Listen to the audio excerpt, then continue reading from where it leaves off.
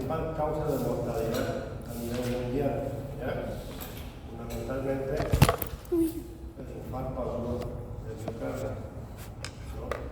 También se puede llamar a la hepatitis isquémica enfermedad de las arterias coronarias, ¿no? Generalmente se da por una obstrucción mecánica o dinámica de cualquier ramo de las arterias coronarias. Hemos visto en anatomía que el flujo sanguíneo a través del cual se irriga el miocardio a través de las arterias coronarias. Por eso la principal causa de mortalidad fundamentalmente en los países del primer mundo es esta enfermedad. Y tiene muchas formas de manifestarse. Una hepatitis isquémica se puede presentar como una muerte súbita. A veces un paciente muere inexplicablemente y hay que buscarlo, una posible muerte súbita. Hacen a veces paro cardíaco sin causa aparente, ¿ya? Pero las formas de presentación más frecuentes son la angina de esfuerzo estable o los famosos síndromes coronarios agudos, que pueden ser sin elevación del segmento ST o con elevación del segmento ST. Estos dos temas vamos a ver el día de hoy, ¿no? Es muy grande el campo de esta hepatitis isquémica para abarcarlo todo. Y otras formas de presentación son estas, ¿no? Hasta puede presentarse con arritmias, con insuficiencias cardíacas, etc. Pero el día de hoy vamos a tocar dos puntos. Uno, la angina de esfuerzo estable y los síndromes coronarios agudos. Vamos a empezar con la angina estable, ¿no? La palabra angina viene, a modo de la historia, viene del griego ankein, que significaba ahogarse, ¿no? Por eso dicen un paciente con angina, no siempre ellos refieren dolor. A veces te dicen que tengo una molestia en el pecho, en el cuello, ¿no? Como fue caracterizado en su inicio, esta palabra angina significaba un trastorno del pecho, ¿no? Retroesternal, ¿no? Con sensación de estrangulamiento, de ansiedad, y el paciente sentía que se iba a morir cuando tenía este malestar precordial. Obviamente, muchas cosas de este concepto se mantienen, ¿no? Hasta hoy en el concepto de angina. Ahorita vamos a ver, ¿no? Que por definición la angina de pecho es un malestar precordial, ¿no? Obviamente la mayoría de las veces es a nivel precordial, pero también el paciente puede sentir ese mismo malestar o dolor a nivel de las mandíbulas, a veces en el hombro izquierdo, ¿no? En el epigastrio, a veces tiene un epigastrio y nos confunde a veces con un problema digestivo, ¿no? Ya en la espalda, en los brazos, en el brazo derecho es muy raro, ¿no? Generalmente es en el lado izquierdo. Y como se trata de una angina estable, al principio generalmente aparece con algún esfuerzo físico, con alguna emoción, ¿no? Y el paciente se mejora con el reposo o con un medicamento, con una nitroglicerina debajo de la lengua. Estos son los tres conceptos, las tres características que debe cumplir para diagnosticar clínicamente una angina estable, ¿no? Ahora, hablando de la fisiopatología, hay pacientes que llegan a consulta y dicen, doctor, me duele el pecho, pero a mí me dijeron que el corazón no duele. Pues el corazón sí duele, ¿no? Eso se llama angina. Obviamente no todo dolor en el tórax es el corazón. ¿Se acuerdan que en semiología les mostré una diapositiva? Todo lo que puede dar dolor en el tórax, el más grave, obviamente son las enfermedades cardíacas, ¿no? ¿Y por qué duele el corazón? Porque hay, como les expliqué anteriormente, va a haber un desbalance entre la oferta y la demanda. Las coronarias son las encargadas de irrigar el miocardio. Cuando no lo pueden hacer porque hay una estenosis, ya sea fija o un vasoespasmo, esto provoca lo que se llama isquemia, isquemia de disminución de la perfusión, ¿no? Y esto va a estimular ciertos receptores, ¿no? Y se van a liberar receptores químicos y van a desencadenar el mecanismo, la información llega hacia la médula espinal y de ahí al sistema nervioso, ¿no? Y esa forma el dolor es un dolor más que todo reflejo. ¿Ya? Pero el punto de partida es este. Hay un desbalance entre lo que necesita el miocardio, pero como está obstruido, no lo puede hacer, y eso es lo que desencadena. Por eso al principio el dolor es en esfuerzo. ¿Por qué? Porque cuando uno hace un esfuerzo, el miocardio requiere más oxígeno. Si el paciente está sin hacer nada, probablemente no tenga dolor, ¿no? Pero cuando el miocardio le demande, el paciente camina 10 cuadras, el miocardio demanda más, no puede cumplir, por ahí viene este mecanismo del dolor, ¿ya? ¿Por qué? Porque hay una obstrucción fija o una obstrucción dinámica. Dinámica significa que puede haber un espasmo. Y existe una clasificación parecida a la clasificación de la New York Heart Association de la insuficiencia cardíaca, donde también la clasifican de acuerdo a la gravedad, a la severidad de la angina, en 3 grados, ¿no? En el grado 1, el paciente puede hacer su vida normal, no tiene angina en su vida diaria. En el grado 2 ya el paciente a esfuerzos moderados o más intensos de lo normal en su vida ordinaria ya puede referir a angina del pecho, ¿no? Por ejemplo, caminar más de 2 cuadras, subir más de un piso, ya después provocar dolor o malestar en el pecho. En el grado 3 ya cualquier pequeño esfuerzo que haga menos de 2 cuadras, menos de un piso, ya el paciente tiene dolor. Y en el grado 4 ya es como, ¿no? En todo momento, hasta en reposo el paciente puede manifestar opresión precordial o dolor, ¿no? Por eso el diagnóstico para el diagnóstico uno generalmente en semiología la prerrogativa es de que uno tiene que tratar de hacer un diagnóstico siempre clínico, ¿no? En base a ello vas a orientar tus estudios. Por eso es fundamental para el diagnóstico de esta enfermedad los antecedentes del paciente. No es lo mismo un dolor precordial de un paciente de 70 años, diabético, hipertenso y dislipidémico, que de un joven de 20 que tiene dolor en el pecho, más probable que no sea, ¿no? O sea, los factores de riesgo son importantes, ¿no? Mientras más factores de riesgo tenga el paciente, mayor la probabilidad. Obviamente las características del dolor, no todo el dolor torácico es el corazón, ¿no? Entonces, todos los factores de riesgo son fundamentales. ¿Por qué? Porque a veces el examen físico puede ser normal, incluso hasta el electrocardiograma puede salir normal de un inicio. Por eso es importante el juicio clínico que uno le vaya a dar a la hora de diagnosticar, ¿ya? Pero como en medicina 2 más 2 no es 4, no siempre un paciente refiere dolor, malestar. A veces son síntomas vagos, ¿no? Como una falta de aire, náuseas, mareo, diaforesis, puede significar también esta enfermedad, ¿no? Y esto es importante, ¿a dónde? Cuando el paciente tiene el dolor, a veces puede ser dolor fijo, pero también puede irradiarse. Y la mayoría de las veces el dolor se irradia hacia el lado izquierdo. El paciente dice dolor, tengo una presión aquí en el pecho, o se me corre el cuello, se me corre el hombro, al brazo, incluso hasta los dedos, pero fundamentalmente del lado izquierdo. Es muy raro que el dolor cardíaco se vaya hacia el lado derecho o hacia la espalda, generalmente hacia el lado izquierdo, ¿no? Es la mayor probabilidad.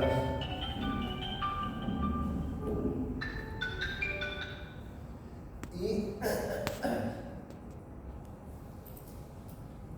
esto es importante.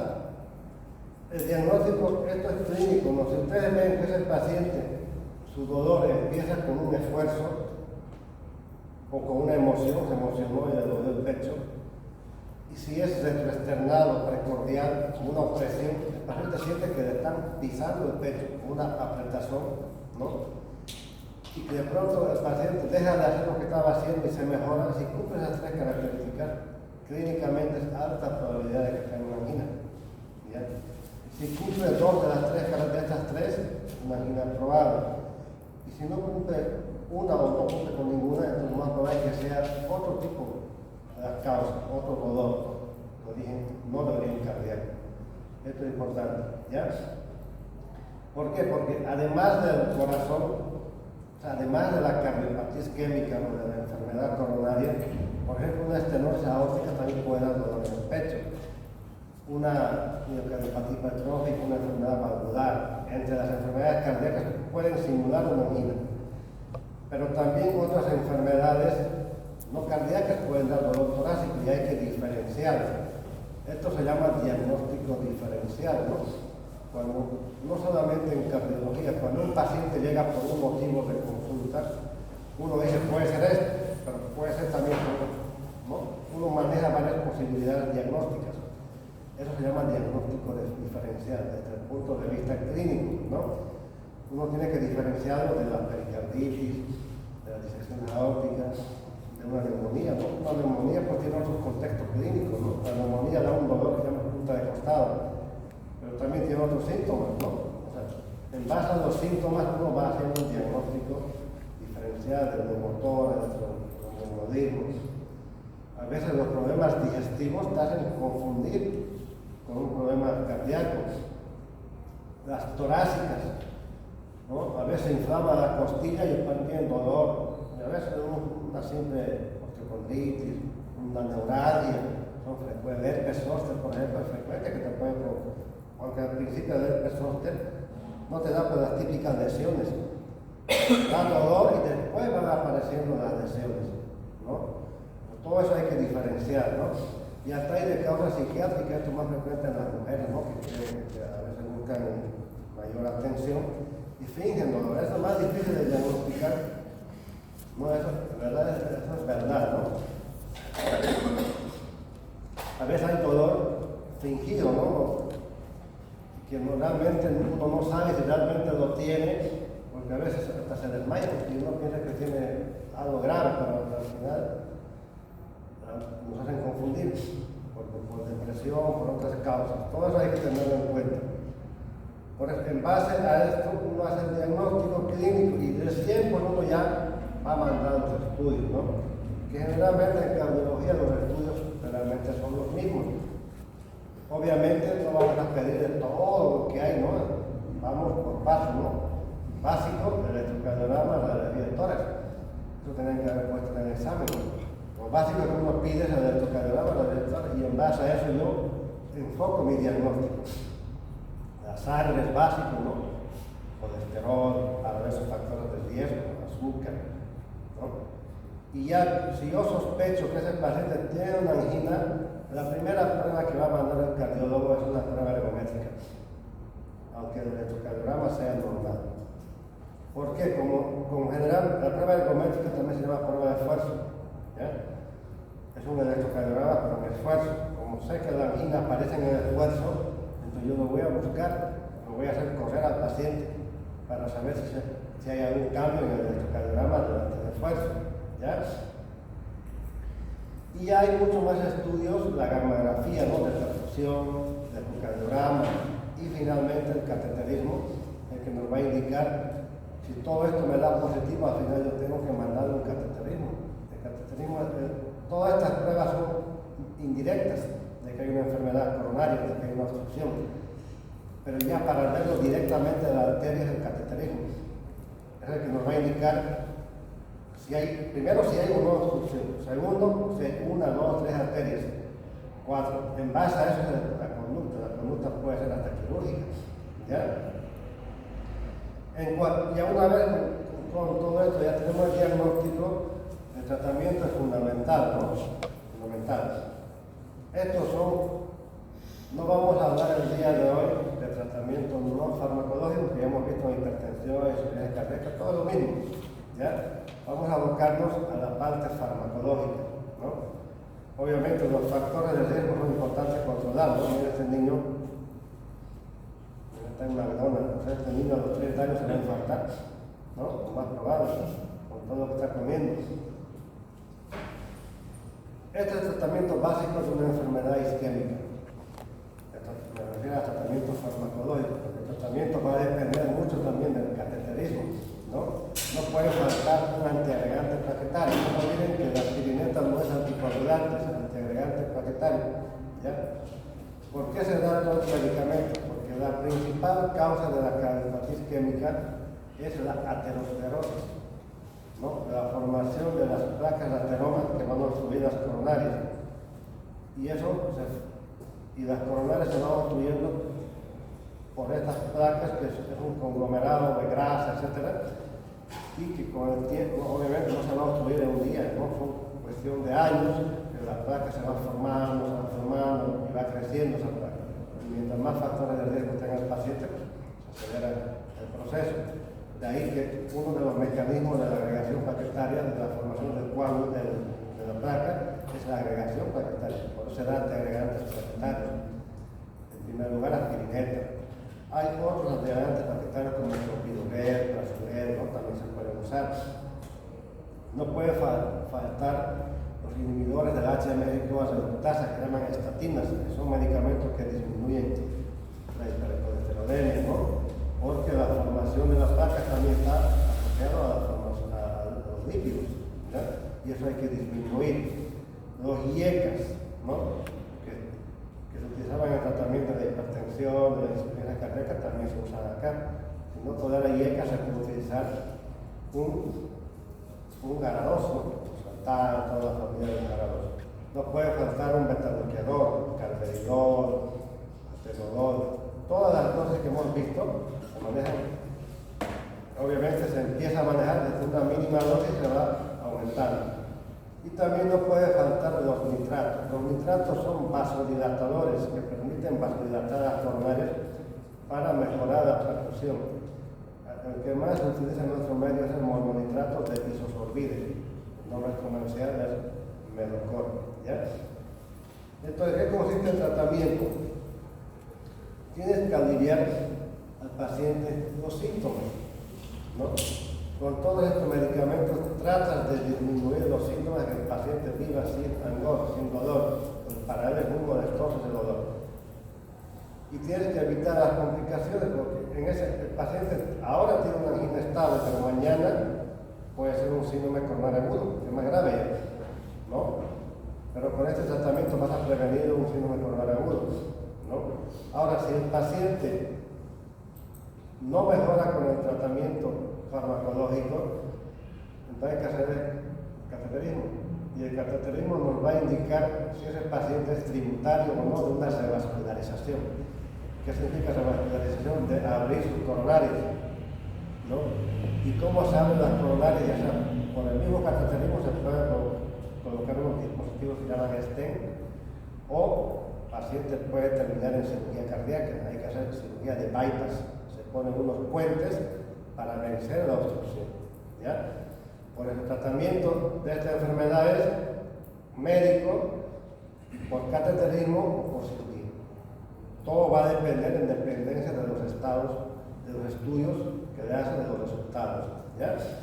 Ahora, ese paciente en algún momento va a llegar con un síndrome coronario agudo, ¿no? Y la angina estable se puede manejar ambulatoriamente, pero una forma de presentación aguda de la enfermedad coronaria es el síndrome coronario agudo.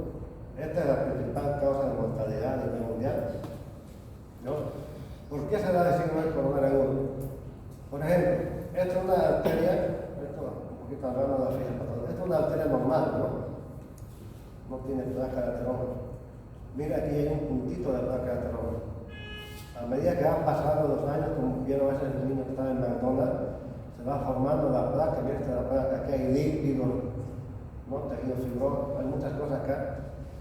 Hasta aquí el paciente, por ejemplo, todavía hay buena perfusión porque hay una luz abierta que lleva sangre, pero puede ser que acá la obstrucción es más del 70%, y cuando haga esfuerzo, aquí puede tener dolor, es el paciente que hace angina estable. Pero si en algún momento, por X razón, se rompe esta placa, eso que no se asume con la ruptura de la placa. Si se rompe esa placa, se va a formar un coágulo. Y el coágulo va a obstruir más la arteria, más de lo que ya está. Y por eso el paciente viene ya con el dolor ya más intenso, más prolongado.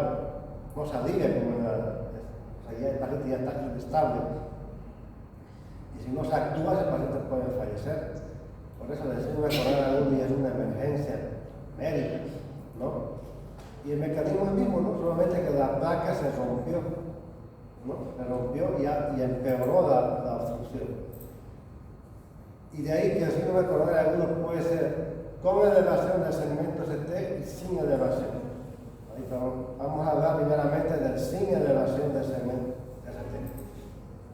¿De qué depende eso?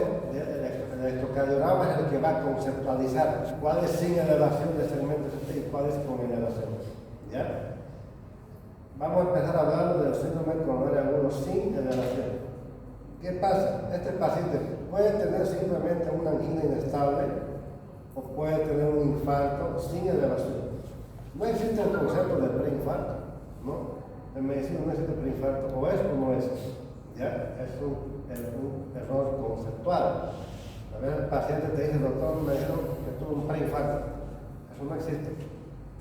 Cuando me dicen que es preinfarto, yo me estoy imaginando que pudo haber tenido una angina inestable, que no llegó a infartarse. Pero el cuadro clínico es el mismo, ¿no? O puede tener un infarto agudo de miocardio sin elevación del segmento ST, ¿no? Son las dos formas de presentación del síndrome coronario agudo sin elevación, ¿ya? ¿Y por qué se da? Lo mismo, hay un desbalance entre el aporte de oxígeno, porque hay una obstrucción de las coronarias, ¿no? Ahora, ¿qué pasa aquí? ¿Por qué el dolor es más intenso, no? El paciente ya puede venir con dolor de mayor intensidad, la aparición en reposo, y el dolor va aumentando, creciendo, va aumentando el dolor. Ya no, en angina estable, por ejemplo, se mejoraba. Hacía el reposo, se mejoraba en menos de 5 minutos, aquí no. La paciente hace reposo, no se mejora. El dolor dura 5, 10, 15, 20 minutos, por eso va a la emergencia, porque no se mejora el dolor. En cambio, en angina estable, el paciente puede vivir con el dolor y nunca ir al médico, porque todavía no se imagina que es algo grave. Pero dice, no, me mejoro con el reposo. Aquí no se va a mejorar y sí o sí va a llegar a la emergencia, porque el dolor es más intenso, de mayor duración, le está apretando el pecho, siente que se va a morir, ¿no? ¿Por qué? Porque hay una obstrucción de las coronarias y a veces la obstrucción no siempre es mecánica, el 80-90% es por la placa de ateroma, pero también puede haber por vasoespasmo coronario, por obstrucción dinámica. Por ejemplo, en la época del COVID, había muchos pacientes que hacían el síndrome coronario agudo por vasoespasmo coronario, porque el COVID te inflamaba las coronarias, ¿ya? Provocaba inflamación, ¿no? Obviamente, estas causas dinámicas son menos frecuentes, las más frecuentes es la aterosclerosis, ¿no? Pero no quiere decir que las otras causas no existan, ¿no? Hasta por una ruptura de una coronaria puede haber un coronario agudo, por una embolia coronaria, pero son causas más raras. La principal causa es la aterosclerosis, ¿ya? Ahora, ¿qué tienen que hacer como médicos generales? Cuando le llega un paciente así con dolor, que le está rompiendo el pecho, ¿qué van a hacer ustedes? En el mundo entero esto está bien organizado. Hay en los centros médicos, hay unidades solamente de dolor torácico. La mayoría también no están organizados así, ¿no? Cuando llega un paciente con dolor torácico, van a discriminar si es cardíaco o no. En base a eso lo van a manejar. Pero como aquí no está así, ¿ustedes qué tienen que hacer? ¿No? La medicina es única en el mundo. Primero el diagnóstico clínico.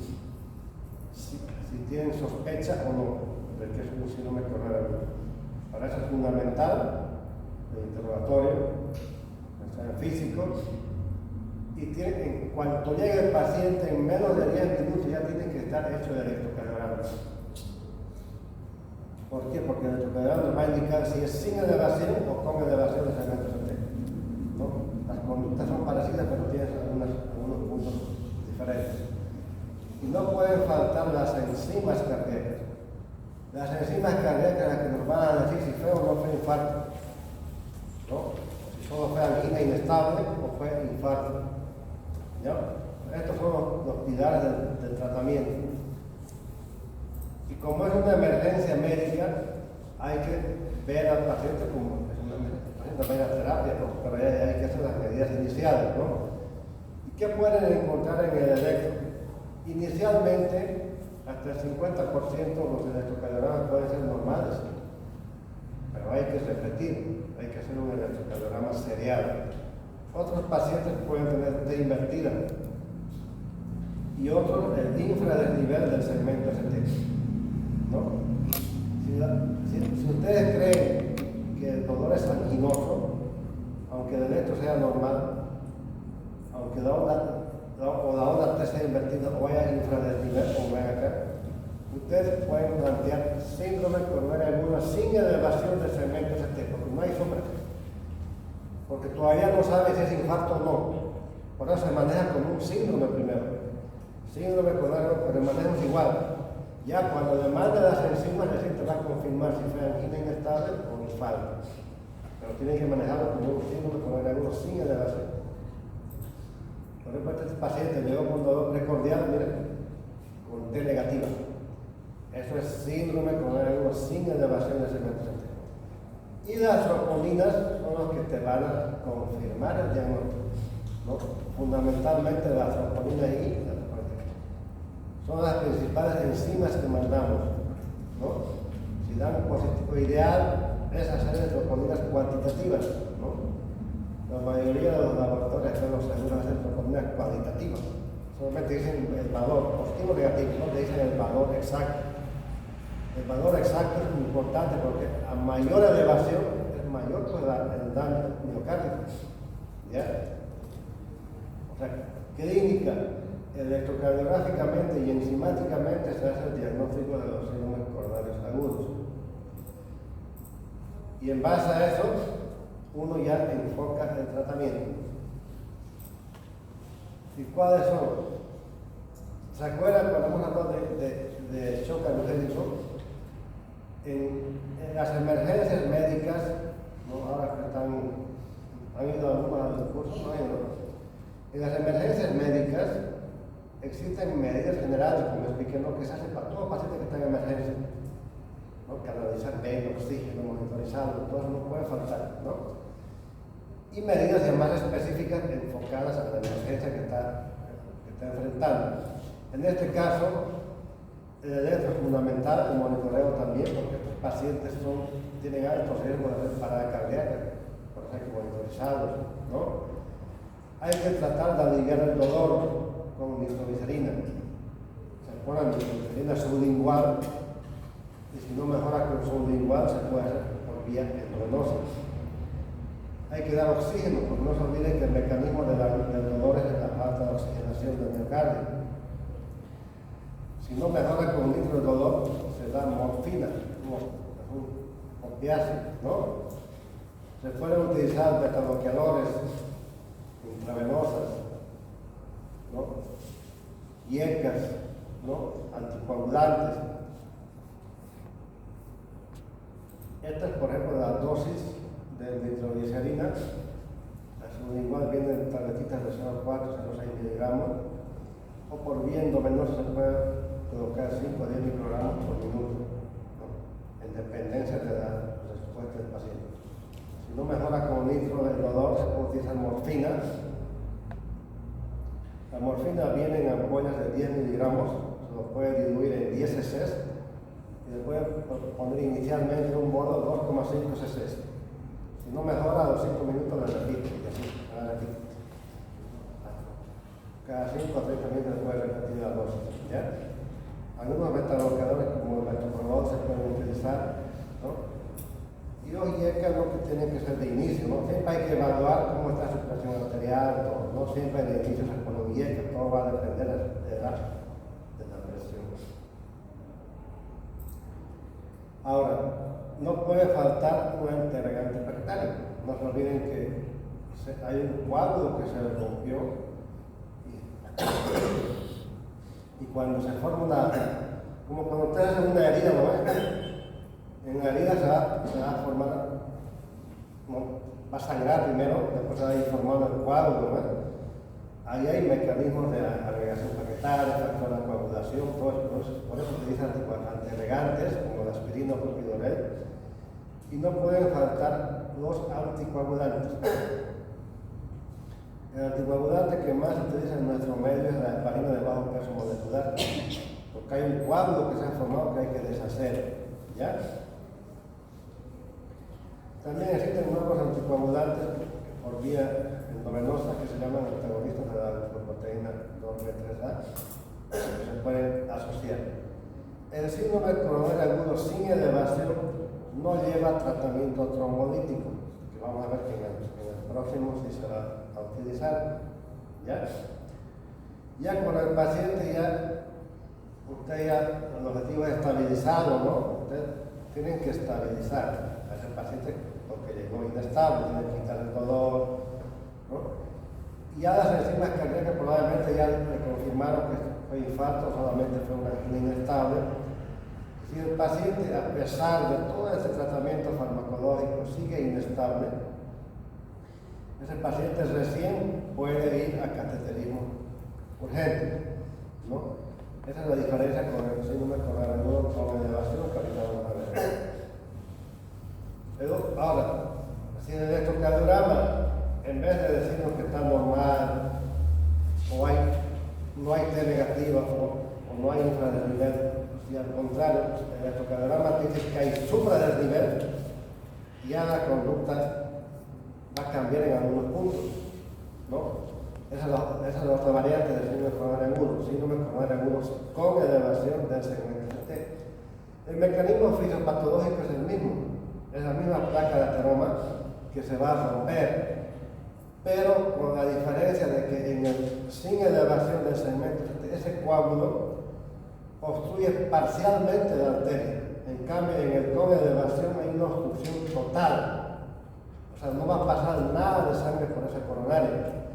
De ahí que el síndrome coronario con elevación del ST es sinónimo de infarto. Aquí no hay una dos variantes, angina o infarto. Aquí sí o sí es infarto, cuando hay con elevación del segmento ST. Y el diagnóstico es igual. Tienen que hacer un diagnóstico clínico, electrocardiograma y las enzimas cardíacas, que son los marcadores serios. Clínicamente, ¿cómo se va a manifestar el infarto? Igual, con un dolor torácico opresivo, retroesternal, intenso, más de 20-30 minutos de duración, ¿no? Que no salía con el reposo, y va a haber necesidad de no salía con nitroglicerina tampoco. El paciente igual va a llegar con un dolor intenso, ¿no? Obviamente, cuando una persona tiene un dolor en el pecho, siempre teme, ¿no?, que se está infartando. Piensa que no sea esa la causa, ¿no? Porque a veces el examen físico, un paciente con infarto puede llegar inestable, pero puede llegar también caminando como si nada. Por eso, solamente otro doctor me duele el pecho. Y se puede inestabilizar en cuestión de segundos. Por eso hay que monitorizarlo, ¿no? A veces el paciente llega tranquilo, o puede llegar ansioso, pálido, taquicárdico, ¿no? No siempre el examen físico nos ayuda, a veces puede ser normal el examen físico, ¿no? No puede faltar de inicio hacer un electrocardiograma. Lo primordial que vamos a ver es la elevación del segmento ST, ¿ya? Obviamente, si el paciente llega tarde, mientras más tiempo pasa evoluciona el cuadro, el paciente puede llegar con ya la presencia de onda Q. Cuando ya hay una onda Q en el electrocardiograma, ya es signo de necrosis, ya se infartó ya, hace rato, ¿no? Y el diagnóstico, el que nos va a confirmar después del electrocardiograma si fue un infarto, son las enzimas cardíacas, fundamentalmente la troponina I y la troponina T, ¿no?, que ya empiezan a subir a las 3 horas de iniciado el dolor. Ahora, existe la salvedad. Si le llega un paciente a usted con dolor intenso, le hacen inmediatamente enzimas. Si te da negativa, no se quede con esa enzima negativa. Si usted cree que sí o sí está sospechando alta sospecha de un síndrome coronario, se le quita de las 4 horas. Porque si el paciente llegó precozmente a consulta, para que aumente en sangre tiene que pasar por lo menos 3 horas. Si a las 4 horas sigue dando negativa, puede ser que no sea infarto, pero si de la segunda da positiva, ese paciente se infartó, ¿no? y la troponina puede durar en sangre hasta 2 semanas elevada y de ahí va bajando. ¿Ya? Hay otras enzimas que se pueden mandar como la creatinquinasa, factor masa, y la mioglobina, pero no se utiliza mucho la mioglobina, más que todo las troponinas y a veces utilizan la CK, como creatinquinasa. Ahora, el diagnóstico de infarto es pues, clínico primero, electrocardiográfico, que hay azúcar de nivel, y enzimático, ¿no? Las enzimas son positivas. Obviamente, si te dan un valor es mejor, ¿no? Hay que pedir troponinas cuantitativas. Hoy en día existen las troponinas de alta sensibilidad, se llaman, que se hacen desde el punto de vista cuantitativo. ¿Ya? Y no hay que esperar a hacer un diagnóstico después que el paciente se muera, ¿no? A veces uno hace el diagnóstico y cuando el paciente se murió, se murió de infarto.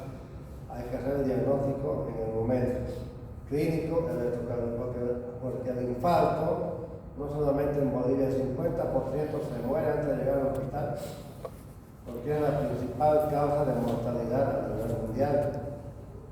Y en el hospital se mueren otros también, ¿no? La mortalidad hospitalaria es alta del infarto. Hoy en día la medicina ha avanzado mucho y eso se ha disminuido bastante la mortalidad, ¿no? Otros estudios que le podemos pedir al paciente que no son imprescindibles para diagnosticar, sí para ver complicaciones, como el ecocardiograma, ¿no? Nos puede ayudar, ¿no? El estudio de medicina nuclear, pero si no lo tenemos en base a un diagnóstico clínico, electrocardiográfico y enzimático, manejamos a ese paciente, ¿ya? ¿Y cómo hacemos el tratamiento? El tratamiento es parecido al síndrome coronario agudo sin elevación. Hay algunas pequeñas diferencias nada más, ¿no? No se olviden de hacer un electrocardiograma en menos de 10 minutos, porque en base a eso te vas a ver si es síndrome coronario agudo sin elevación o con elevación del segmento sistémico. Y el tratamiento es lo mismo hasta acá, ¿sí? No puede faltar el oxígeno, la nitroglicerina, la morfina, ¿no? Si el paciente es hipertenso, pueden utilizar antihipertensivos, beta-bloqueadores, ¿no? Si está hipotenso, tienen que corregir la hipotensión. Como a veces el paciente llega muy estresado, tenso, después de aceleración, hay que aliviar el dolor, ¿no? Se utiliza aspirineta u otro antiagregante para y los anticoagulantes. Hasta ahí se parece mucho al síndrome coronario sin elevación, ¿no ves? Parecido. Con todos estos medicamentos nosotros aliviamos el dolor, estabilizamos hemodinámicamente al paciente, reducimos la demanda de oxígeno del miocardio y mantenemos una buena perfusión al miocardio. Pero no basta, ¿no?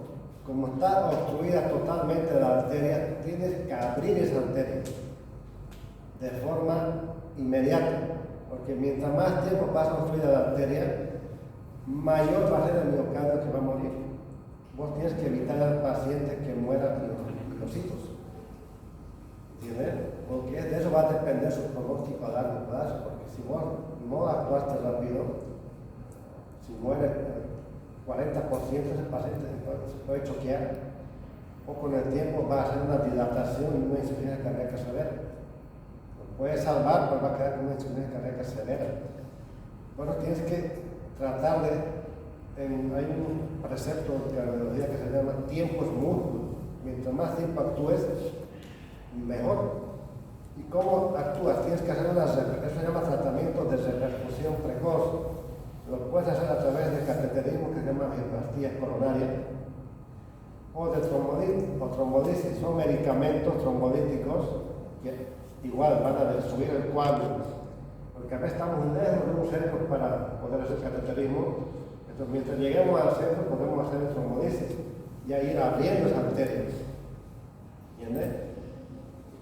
Ahora, obviamente las otras cosas, ¿no?, de las medidas generales no pueden faltar, ¿no? Monitorización, canalizar venas, todo el mundo está trabajando en conjunto en emergencia, lo que se llama medidas generales, ¿no? Aspirineta, anticoagulantes, todo lo que hemos mencionado, nitroglicerina, tiene que hacerse simultáneamente, ¿no? Aunque sabemos que ese paciente vamos al final tratar de abrir su arteria. ¿Y cómo lo hacemos? A través de la trombolisis, ¿no? La trombolisis, mientras más precoz la hagamos, es mucho mejor la respuesta del paciente. Si el paciente ya pasó 12 horas de su inicio del dolor, ya no tiene sentido hacerlo, porque ya se ha establecido la necrosis. Lo ideal es en menos de 2 horas, pero tiene un pico máximo hasta las 12 horas de inicio del cuadro clínico, no desde que llegó a vos, desde que inició el paciente con el dolor. ¿Ya? Por eso, mientras más precoz es mucho mejor, ¿no? ¿Cuáles son los medicamentos trombodíticos que más se utilizan? En nuestro medio el que más se utiliza es la estreptoquinasa recombinante, es un trombodítico, ¿ya? Estos otros son muy difíciles de encontrar, a veces pero generalmente hay estreptoquinasa. La dosis de estreptoquinasa es 1,5 millones de unidades, lo van a diluir en 100 cc de suero y eso lo pasan en 30 a 1 hora. Con eso ya el paciente va a ir mejorando, ¿no? Hay otros trombodíticos como la nitreplasa, por ejemplo, que es más rápido la administración, en 5 minutos se pasan 30 unidades, más fácil. O la anteplasa, ¿no? La anteplasa, la uroquinasa. Y se entiende, pues se puede utilizar, ¿no? Obviamente, como todo tratamiento tiene contraindicaciones. Los trombodíticos pueden provocar hemorragias, ¿no? Por lo tanto, cualquier hemorragia es una contraindicación, ¿no? Sería un paciente excepcional, con mucha mala suerte, además de llegar con un cuadro coronario, con hemorragia, ¿no? Sería muy mala suerte para el paciente, pero es una contraindicación. Si el paciente se operó en los últimos 14 días de cualquier cirugía mayor, también está contraindicado. Si sospecha una disección aórtica, está contraindicado. O si en algún momento de su vida ha tenido un ACV hemorrágico, también está contraindicado. Todas estas contraindicaciones son contraindicaciones absolutas, ¿no? Por ejemplo, el embarazo no es una contraindicación absoluta, es una contraindicación relativa. Se puede utilizar, si una embarazada tiene un infarto, se puede utilizar, ¿ya? Ahora, la otra opción, que es la mejor, es el cateterismo de emergencia. Lo ideal es mandar a todo paciente con infarto a un cateterismo. Eso se llama angioplastia primaria. Eso es lo ideal. Pero no todos los pacientes tienen posibilidad de esto, ¿no? A veces uno sale en el campo, por estar lejos de un hospital con cateterismo, entonces ahí sí tienes que hacer trombodisis. Lo ideal es cateterismo para todo el mundo. Igual, hay tiempos para cateterismo. Lo ideal es hacerlo en menos de 90 minutos desde que llegó el paciente o en menos de 2 horas. Máximo 12 horas. Y después de 12 horas ya no tiene sentido ya hacer un cateterismo, porque ya se infartó, ya evolucionó.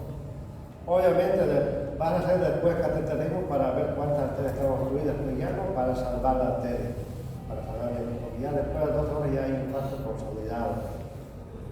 Por eso tiene que ser precoz, ¿ya? Ahora, se pueden combinar ambos, ¿no? Trombodisis con cateterismo, ¿no? A veces falla a veces con la trombodisis mejoramos el paciente, pero a veces la trombodisis falla y hay que hacer cateterismo de rescate, ¿no? Obviamente no puede faltar las pirinetas, los antiagregantes, los antiagregantes, los anticoagulantes, los beta-bloqueadores que conoce el paciente, si es que no hay contraindicación, ¿no? Toda medicación tiene contraindicación. Por ejemplo, no puedes poner beta-bloqueador en un paciente que está bradicárdico, porque un efecto del beta-bloqueador es la bradicardia, ¿ya? No puedes poner un paciente hipotenso, ¿no? O con edema agudo de pulmón. Un paciente viene con edema agudo de pulmón, crepitante, hay que tener cuidado con los beta-bloqueadores, ¿no? No puede faltar en este paciente dar nitroglicerina, ¿no? Para aliviar el dolor, ¿no? Que es fundamental. A todos los otros medicamentos que vimos en el síndrome coronario agudo sin elevación se usan, ¿no? Acá. La diferencia en este caso es que tienes que abrir la arteria con trombodisis o con una angioplastia primaria. En resumen, si a usted le llega un paciente con síndrome coronario agudo, tiene que hacer una electropsia. Si no hay supradensidad, se dice que hay síndrome coronario agudo sin elevación. Y ese puede ser angina inestable o infarto. Si hay supradesnivel se llama con elevación del segmento ST y ese siempre es un infarto, así, supra.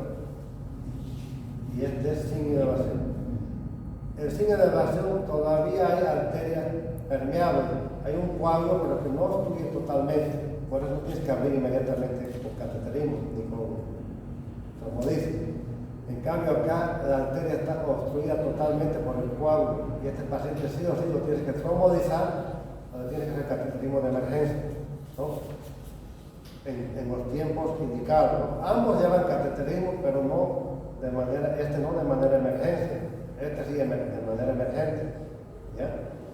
Obviamente los otros tratamientos también antiagregantes, anticoagulantes, morfina, prazodona, penicilina, beta-bloqueadores y esto también se va a utilizar. ¿Está bien? Bueno, hasta aquí la clase de hoy. Ya se puede ir a su curso de emergencia.